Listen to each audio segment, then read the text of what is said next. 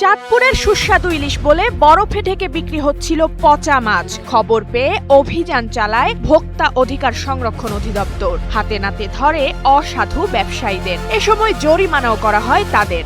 সাধারণ মানুষ ইলিশ খেতে না পেলেও যেন ঠিকই খাচ্ছে কাঁকড়া। আর কাঁকড়ায় খাওয়া সেই আধপচা ইলিশ বরফ দিয়ে চড়া দামে বিক্রি হচ্ছিল এই বাজারে। সুস্বাদু ইলিশের বাড়ি নামে খ্যাত চাঁদপুরের এই বড় স্টেশন মাছ বাজারের ইলিশ ব্যবসায়ীরা ঘটিয়েছেন এই কাণ্ড।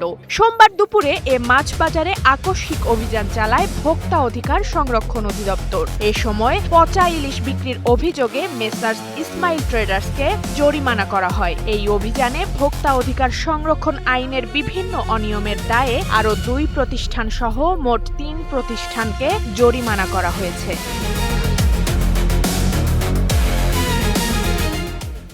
জীবন অবাক না করলে কে করবে? 28% মিল্ক ফ্যাটের অবাক করার সাথে ফ্রেশ মিল্ক পাউডার। জীবন অবাক করুক প্রতিদিন।